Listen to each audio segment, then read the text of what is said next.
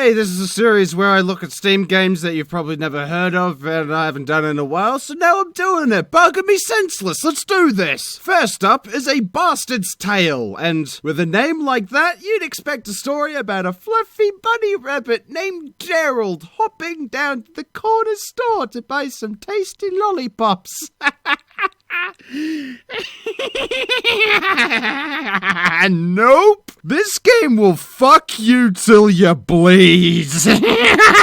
If you're one of those people who enjoys trying to beat Dark Souls using only your testicles, congratulations, this is your love story. I hope you enjoy it. Please stop biting my skull. For all you sane people out there, the story is, the way I see it at least, actually rather quite clever. For you see, you may think that by the name, this is a tale about a knight who's an absolute bastard, but actually, that's where you're mistaken. You see, if you have a keen eye for medieval weaponry, or maybe you just go out LARPing on the weekends as your parents weep at their utter failure, you may have noticed that the sword the knight is using is called a bastard sword. So really, the title is far more literal than it may seem. This is a story about a sword who was born out of wedlock to a mummy sword and a daddy sword, named Larry. And one day, having grown tired of not receiving the same respect in the workplace environment as his human counterparts, #sword lives matter, Larry convinces a dim-witted passerby named Benjamin to go on a murderous rampage on all the peasants in the village. Then, supposedly, after you've slaughtered every living creature in the land, Larry and Benjamin pop round to Ben & Jerry's for ice cream. At least that's what happens for all I know. I don't know. I haven't even beaten the second fucking level. This game is hard. Alright, let's break down the combat. It's one of those classic tales of easy to learn,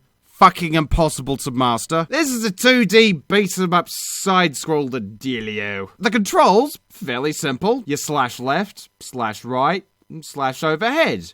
However, you can also block left, block right, or block overhead. And also dodge roll. So because apparently you're wearing armor made of buttered croissants, and because the enemies are often incredibly unpredictable, you have to react to their actions rather than predict what they're about to do, and you have to decide whether or not you attack or block, and which direction you attack or block, or which direction, or whether you roll the fuck away, and you have to decide all of this within a split fraction of a fucking nanosecond. Needless to say, it can get a little tense. A Bastard's Tale is not a game for everybody. It's a game that requires a lot of patience and persistence, and willingness to do the exact same thing over and over and over again, expecting something different to happen. Yes, it's one of those dealies. It's the Dark Souls cop-out argument. Death isn't a punishment, it's a lesson. You need to learn the enemy patterns, get your shit together, get good, blah blah blah. As I said, if you're a fan of a masochistic challenge, this game will fit snugly right up your alley. For everybody else, at least try the demo. This is definitely an experience worth trying at least once. Because it's incredibly introspective, you'll discover a lot about yourself and maybe even ask some philosophical questions. Like, how much of your technology are you willing to destroy? And I like that in a game. Such self-reflection makes me grow as a human being. The amount of gameplay you'll get out of this is all dependent on how persistent you are. It's incredibly rewarding and satisfying, but I've played this for 4 hours and I haven't even beaten the second level. Take that however you will. I give this a sexy brick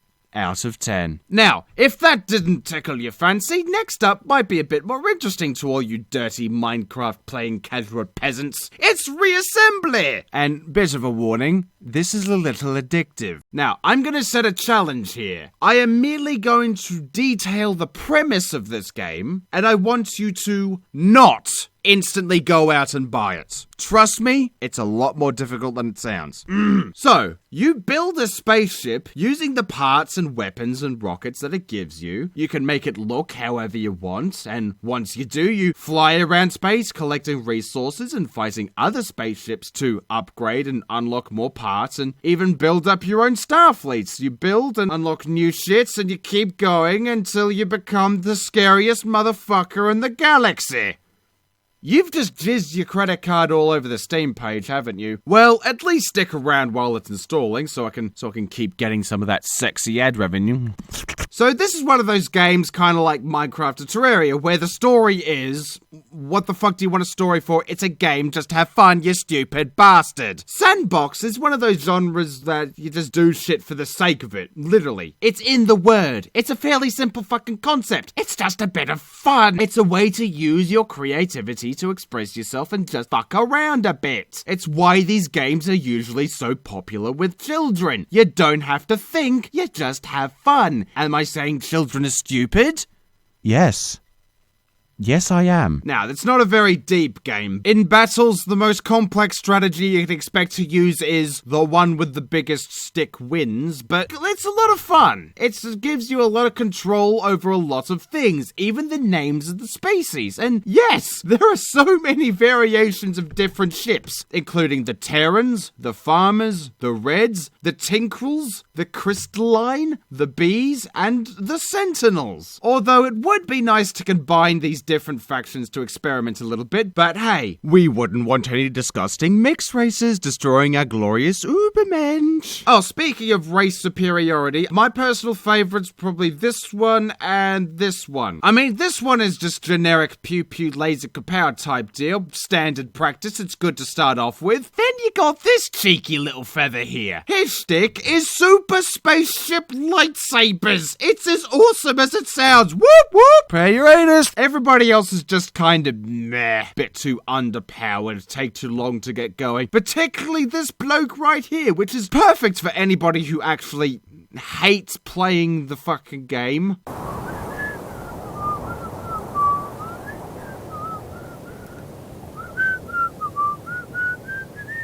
Oh, fuck this noise. So, what can we make of this? It's really good. Go in with the right mindset, you could lose yourself for days. The controls are pretty good. Well, depending on how you design your ship and how well you are at avoiding corners. Are there any flaws? There's no multiplayer, which is utter horsecock, quite frankly. Sure, you can run across ships that have been designed by other players, but they're just controlled by computers. And fuck computers. They're not people. They are animals and should be treated as such. But anyway, final thoughts. It is a fun, mindless little time waster that's easy to lose yourself in, and I would recommend it to people of all ages and genders and sexual identities and otherkins and dolphins. Anybody. I give this game a Lego set with some marshmallows and a bunny rabbit out of 10. But out of these two games, A Bastard's Tale and Reassembly, which is better? I don't know! Why would you ask me that? They're two completely different genres, you fucking idiot! Why would you even want to go through life with such duality? You're going to die alone and unloved. No one will remember you. You're a worthless speck on the anus of the universe. Just fuck off, you cunt! Okay, just a quick heads up. I have a secondary channel called An Angry Cider Pacifist. It's gonna be used mostly to dump Twitch streams. Yes, I'm also Twitch streaming. Might wanna check that out as well. Links here. Just click the annotation to go to the channel. Make sure to subscribe to my secondary channel, just in case, if you want to catch up on my streams if you miss them, and B, if I get fucked over, I hate everything style. That'd probably be a good idea, just in case. Just letting you know. Just filling you in, mate. The more you know.